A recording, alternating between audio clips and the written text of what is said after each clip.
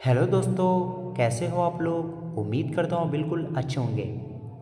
मैं यहाँ पे क्लास 10th के साइंस का PYQ यानी प्रीवियस ईयर्स का क्वेश्चन लेके आया हूँ। मैं यहाँ पे आपको चैप्टर वाइज क्वेश्चन कराने वाला हूँ। ठीक है, पहले मैं 1 नंबर का क्वेश्चन कराऊँगा, फिर 2 नंबर के, फिर 3 नंबर, फिर 5 नंबर, ऐसे क्वेश्चन मैं आपको कराने वाला हूँ। ठीक है, चलिए स्टार्ट करता हूँ।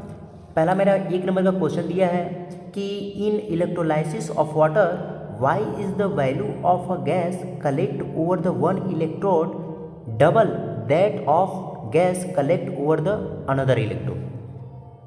ठीक है, सिंपल से ये बोला है, जब हम वाटर का इलेक्ट्रोलाइसिस करते हैं तो आपको पता है वाटर का जब हम इलेक्ट्रोलाइसिस करते हैं तो उसमें एक इलेक्ट्रोड लेते हैं, 2 इलेक्ट्रोड लेते हैं, एक एनोड होता है, एक कैथोड होता है। ठीक है, और जब हम इलेक्ट्रिसिटी पास करते हैं तो क्या होता है, H2 जो होता है वो क्या होता है, ब्रेक डाउन हो जाता है H2+O2 में।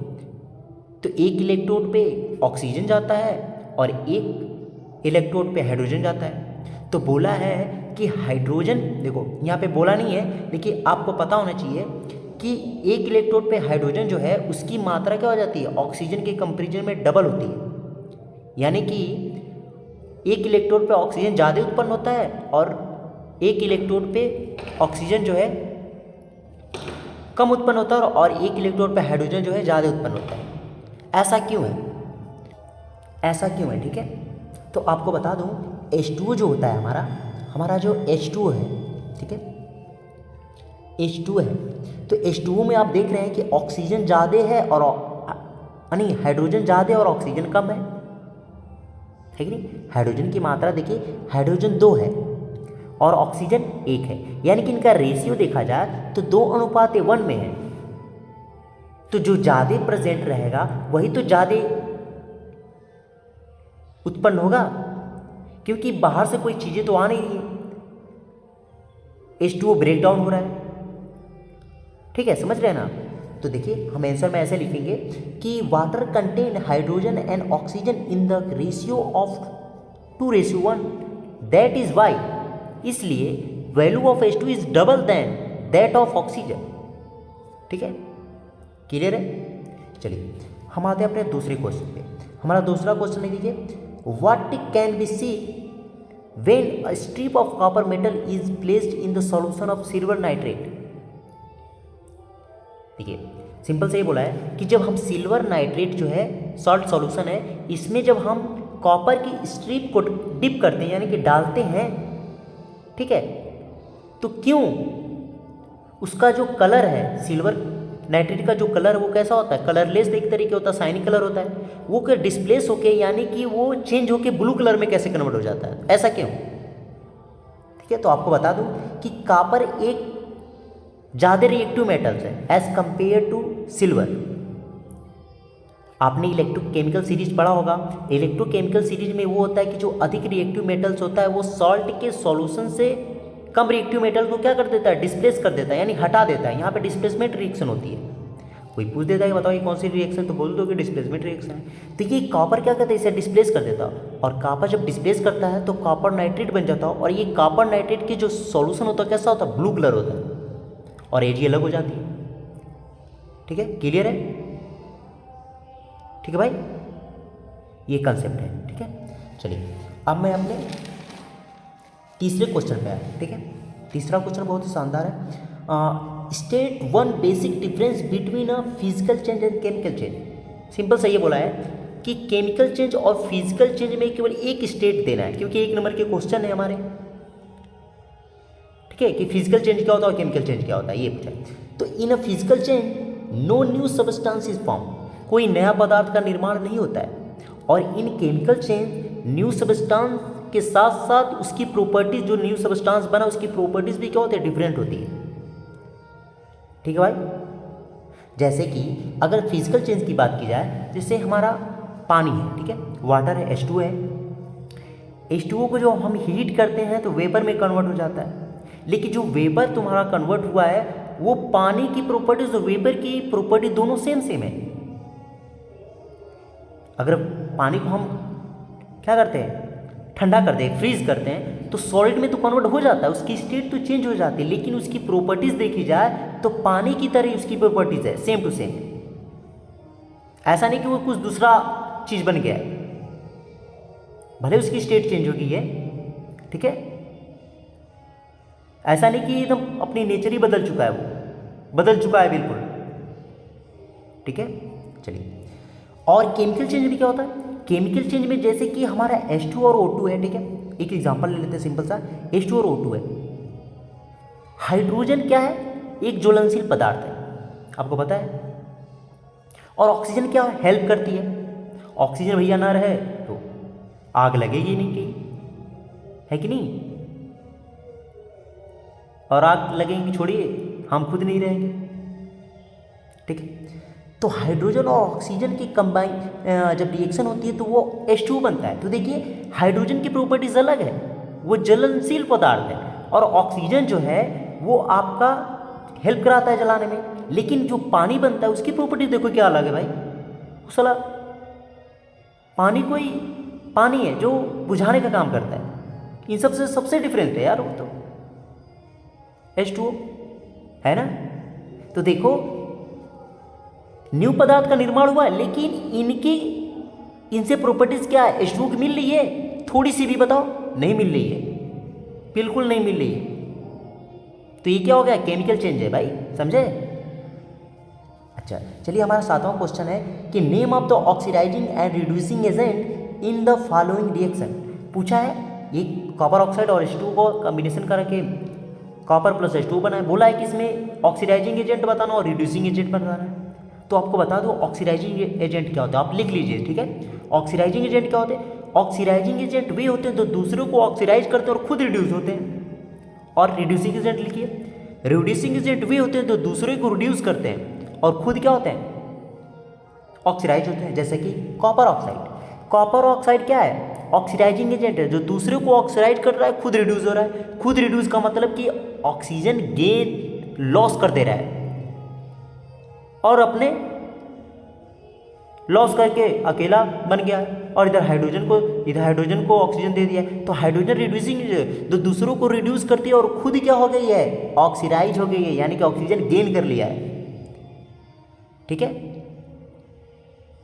तो यहाँ पर हमने लिख दिया है आंसर में कि copper oxide is the oxidising agent and H2 is the reducing agent, ठीक है। क्लियर है भाई? चलिए, अब हम लिखते हैं अपने 5वां क्वेश्चन, बहुत इंपॉर्टेंट है।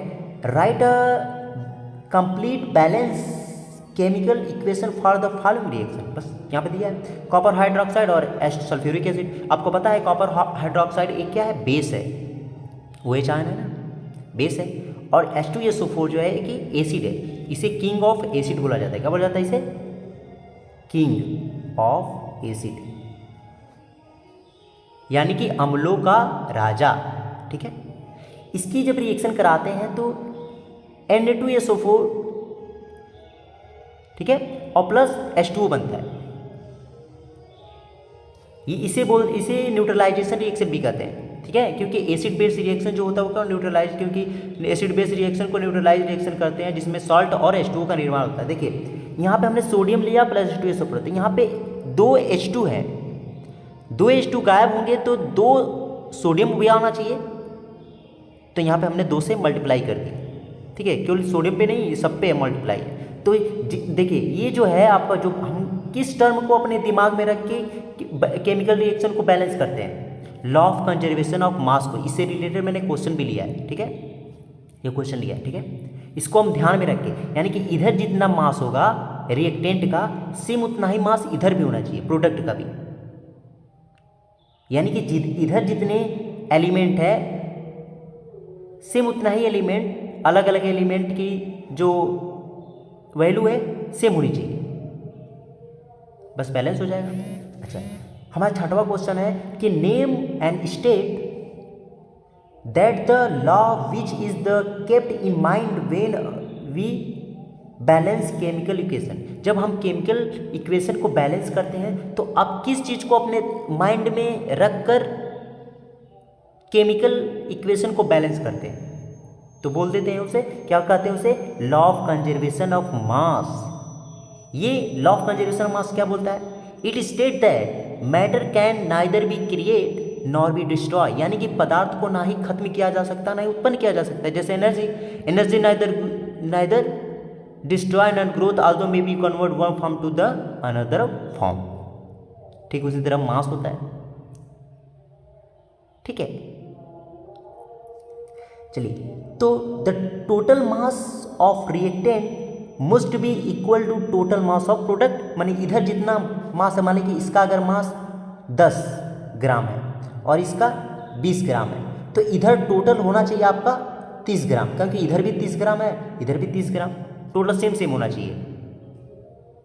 अगर नहीं होता है तो वो आपका इक्वेशन बैलेंस, यानी कि केमिकल इक्वेशन जो है बैलेंस नहीं है। ठीक है, चलिए, ठीक है, ये तो बहुत अजीब सा क्वेश्चन है, इसको तो आप देखेंगे तो कहेंगे ये ऐसा भी क्वेश्चन बनता है क्या। देखिए, AgNO3 aqueous plus sodium chloride को जब रिएक्शन कराते हैं तो AgCl प्लस NaNO3 बनता है, और ये एरो बना हुआ है। इस वाले रिएक्शन में इधर ऊपर एरो बना है, तो बोला है देखो, consider the above the mention two chemical equation with two different kinds of arrows, ऊपर एक नीचे का, along with the product what to be the two different rows indicate। अब देखो ऐसा क्वेश्चन बनता है कि अब ये एरो एक ऊपर जो है और एक जो नीचे, ये क्या इंडिकेट करती है, ये बताओ। ठीक है, तो 1 नंबर का क्वेश्चन है, तो 1 नंबर के क्वेश्चन टाइप में लिखेंगे।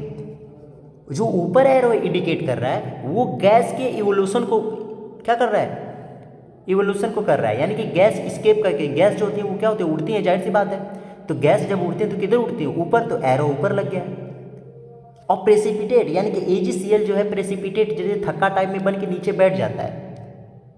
ठीक है, तो वो प्रेसिपिटेट बन गया, तो उसको क्या करते हैं, नीचे से, तो नीचे बैठता है ना, इस वजह से नीचे लगा दिया, बस यही, समझे। देखिए, ऐसा भी क्वेश्चन बनता है। अब देखिए हमारा है लास्ट क्वेश्चन, 8वां है, if a copper metal is the heated over the flame it develop a coating, what is the colour and the composition of coating. जब हम कॉपर को क्या करेंगे, जब हम हीट करते हैं ना, तो कॉपर के ऊपर कैसी कलर हो जाते हैं, वो किस कलर का हो जाता है कॉपर, आप देखते हैं ब्लैक हो जाता है। तो ब्लैक कोटिंग जो होती है वो क्या होती है, ब्लैक कोटिंग, तो आपको बता दें वो ब्लैक कोटिंग कहती होती है कॉपर ऑक्साइड की। तो क्वेश्चन पूछा है कि वो कैसा कलर है और उस पर कोटिंग कैसा है, तो कोटिंग कैसा है, ब्लैक है, और कोटिंग जो है कॉपर ऑक्साइड की है। ये कॉपर ऑक्साइड की जो कोटिंग है वो कैसी है, ब्लैक है। ठीक है, ठीक है भाई, ऐसे ऐसे क्वेश्चन आते हैं, समझ में आया आपको। ऐसे में 2-3 बार और वीडियो बना के ऐसे आपको दे दूंगा। ठीक है, अब 2-4-3 नंबर के क्वेश्चन लेके आऊँ, ये तो 1 नंबर के हैं। ठीक है, 3 नंबर 5 नंबर के ऐसे क्वेश्चन लाऊंगा आपको। ठीक है, चैप्टर वाइज आपको 2-4 चैप्टर का करा दूंगा जो इंपॉर्टेंट है। ठीक है, इससे बोर्ड में जरूर से आते हैं। ठीक है, चलिए बाय।